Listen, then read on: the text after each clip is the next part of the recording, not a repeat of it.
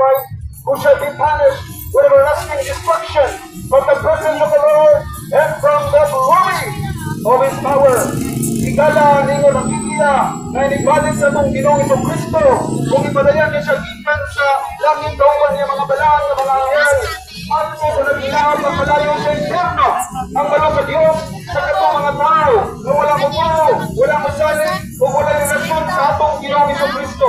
Igala ninyo ng Biblia at ito sa walay hunong at pagkalaglag ito sa linaw na malayo sa impyerno ang malo sa Diyos sa katong mga tao na wala mo tao, wala masalit o wala relasyon sa atong Ginoong Kristo. Higala ang among iwalin nito ninyo, higala na ang mayong balita para sa kaluwasan sa atong mga kalag.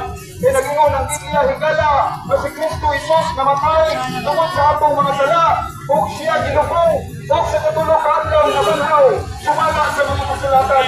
Kaya 500 sa mga testigo na nagpamatoon ng atong Ginoong Kristo, siya lamang ang Diyos na buhay, siya lamang ang Ginoong na banhaw ikan sa mga patay. Higala wala higala ang kaluwasan sa atong kalag, higala lamang ang Kristo Jesus na atong maangkol. Higala wala higala, wala nang laing kaluwasan na ipanag sa atong Ginoong Kristo.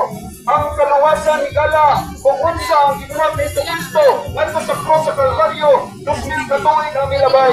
Tungod higala kay kita makasasala, ikaw ako dili mayong tao, ikaw ako dili buutan, ikaw ako dili matarong matubangan sa Ginoo. The Bible says in Romans chapter 3 verse 10, as it is written, there is none righteous, no, not one. Walay mayong tao, wala bisan usa. Ikaw ako dili matarong, ikaw ako dili buutan, ikaw ako dili mayong tao matubangan sa Ginoo. Walang kinahanglan kita kung usa ka manluluwas. Ang makaluwas sa atong kalabigala si Kristo Jesus lamang, kaya siya ang ipadala ikan sa silong sa langit. Wala na ilang ngalan higala kundi ang atong ngalan sa atong Ginoong Kristo.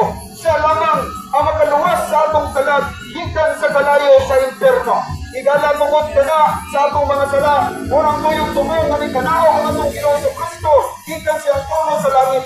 The Bible says in Romans chapter 3 verse 23, for all have sinned and come short of the glory of God. Ang talang kasala kung nakapsan sa himaya sa Diyos. Walang kinahanglan ka kung usa ka man luluwas. Wala na ilalim makaluwas sa atong kalag, only the Lord Jesus Christ.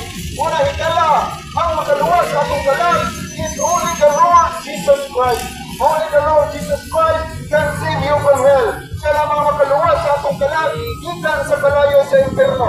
Una na kung bukma, kasya o kaluwas sa atong Ginoo higala. The Bible says in John chapter 3 verse 16, for God so loved the world